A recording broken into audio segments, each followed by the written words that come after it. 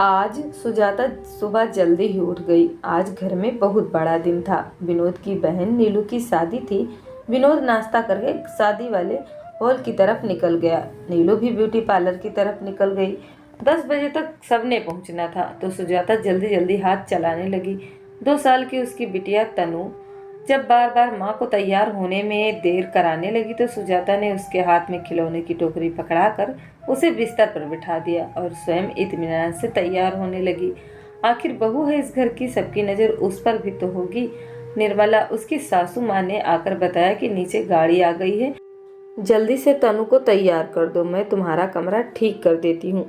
सुजाता तनु को तैयार करने में व्यस्त हो गई और निर्मला जल्दी जल्दी बिखरा कमरा समेटने लगी।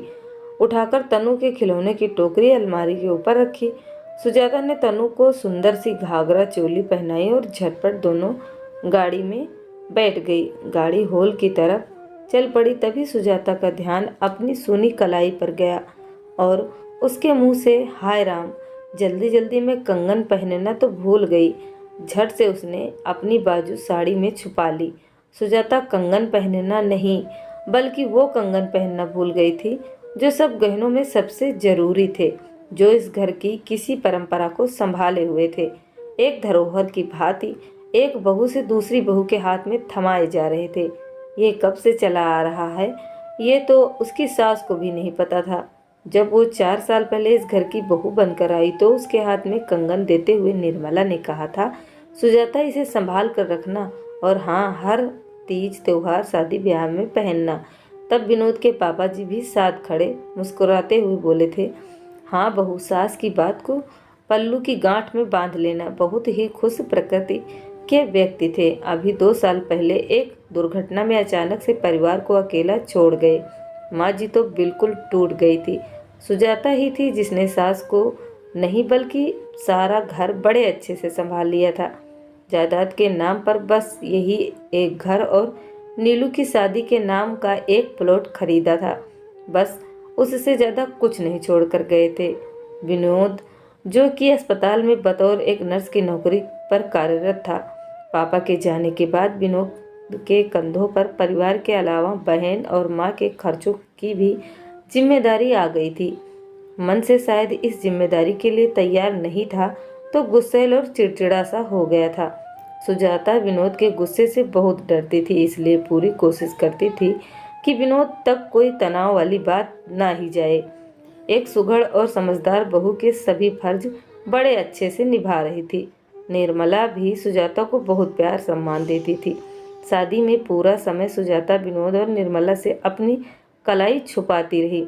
शाम को शादी से निपट कर घर आकर जब वो अपने गहने डिब्बे में रखने लगी तो उसकी चीख निकल गई। कंगन डिब्बे में नहीं थे। 2 मिनट सुजाता जैसे पत्थर सी हो गई, फिर जल्दी से खुद को संभाल पागलों की तरह कंगन ढूंढने लगी। कंगन तो कहीं भी नहीं थे। अलमारी, बिस्तर, पलंग के नीचे, तनु के खिलौनों की टोकरी, हर जगह निराशा ही हाथ लग रही थी। सुजाता ने झट से कमरे का दरवाजा बंद किया और फूट फूट कर रोने लगी। कंगन अच्छे खासे भारी थे। एक मध्यम वर्गीय परिवार के लिए एक बहुत बड़ा आधार मुश्किल वक्त के सहारे जैसे थे। सुजाता ने अपनी प्यारी सहेली कोमल को फोन कर सारी बात बताई। उसने एक समझदार सहेली की तरह सलाह दी कि जाकर अपने पति और सास को सारी बात बता दो, वो सब मिलकर इस समस्या का हल निकाल सकते हैं। सुजाता विनोद को कैसे बताए, वो तो अपने होठों पर उसका जिक्र लाने से भी डर रही थी। मायके जाकर माँ से भी बात की तो माँ ने भी यही सलाह दी कि परिवार की धरोहर खोई है, तुमने भले ही इसमें तुम्हारी कोई गलती नहीं है, लेकिन बताना तुम्हारा फर्ज है। दिन बीतते गए, राज ये सीने में दफन उसे हर वक्त सालता रहा। शादी ब्याह त्योहारों पर कंगन भारी हैं, पहनने का मन नहीं कहकर सासू माँ को टालती रही। पति को बताने का कई बार मन भी किया, लेकिन उसके गुस्सा, चीखना, चिल्लाना, घर में कलेश, ऐसा ख्याल आते ही उसने खुद को रोक लिया। इसी बीच सुजाता घर खर्च से बचने वाले पैसों को जोड़ने लगी, अपनी छोटी छोटी जरूरतों को मारने लगी, इच्छाओं को दबाने लगी, ये जानते हुए भी कि कंगन खरीदने भर की राशि वो कभी नहीं जुटा पाएगी। फिर भी एक आशा से खुद को बांधे वो सालों आगे निकल आई। बिटिया तनु 21 बरस की हुई तो अपने लिए इंजीनियर लड़का ढूंढ लाई। लड़का ऑस्ट्रेलिया जा रहा था और तनु के शादी के बाद उसके साथ जाना चाहती थी। विनोद और सुजाता को घर बार सब अच्छा लगा तो महीने भर में तनु की विदाई की तैयारी शुरू कर दी। शादी के खर्चों के साथ साथ गहनों का भी इंतजाम करना था। विनोद इस बड़े खर्चे के लिए अभी तैयार नहीं था। बिटिया ने शादी का फैसला उसकी योजना से कुछ पहले ले लिया था। माँ ने सलाह दी, बेटा तू चिंता मत कर, हम वो खानदानी कंगन बेच देंगे, तुम्हारा तो कोई बेटा है नहीं जो आगे बहू आएगी। सुजाता ने जब ये सुना तो उसका शरीर कांपने लगा। बरसों से दबे राज का पर्दाफाश होने जो जा रहा था। गुनाह के कटघरे में सवालों की बौछार में खुद को देखने लगी। जल्दी कोमल को फोन किया कि आज घर आ जा, मुझे तेरी ज़रूरत है। जल्दी से जाकर जमा किए पैसे भी गिनने लगी। 40,000 ही जोड़ पाई थी। पाई बचाकर इतने वर्षों में पैसे हाथ में लेकर खड़ी थी। तभी जगदीश, जो कि घर की सफ़ेदी पेंट कर रहा था, आकर बोला, दीदी जी आपके कमरे की अलमारी बहुत भारी है, थोड़ा खींचने में मदद करवा दो। सुजाता ने कहा, ठीक है मैं आती हूँ। रुपए हाथ में दबाए सुजाता जगदीश की मदद करने आ गई। दोनों ने मिलकर जैसे ही अलमारी खिसकाई तो सुजाता के चेहरे पर हल्की सी मुस्कान आई। धूल और जाले से भरी नन्ही तनु के कुछ खिलौने अलमारी के पीछे बीच राह में अटके पड़े थे। शायद वो उस टोकरी से गिर रहे थे जो अक्सर वो ऊपर रखकर हाथ से धक्का देकर पीछे करते थे। जगदीश ने कहा, दीदी जी आप अपना काम कर लीजिए, ये सब मैं साफ कर लूँगा। सुजाता रुपए उठाकर चलने लगी। जगदीश उठाकर चीज़ें एक तरफ फेंकने लगा।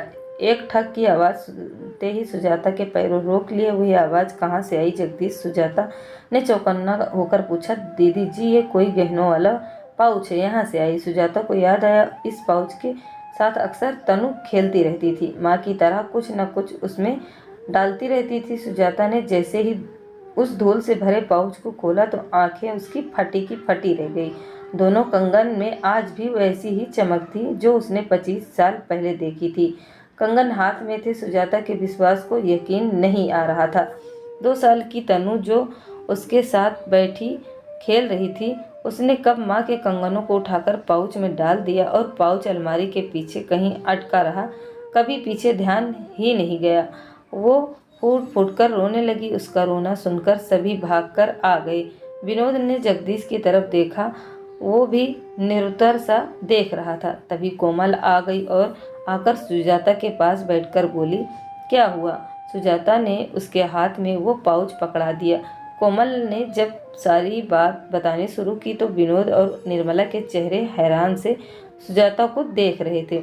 निर्मला ने सुजाता को गले लगा लिया और प्यार करते हुए बोली, पति को ना सही मुझे तो बता सकती थी, कब मैंने तुझमें और नीलू में फर्क किया।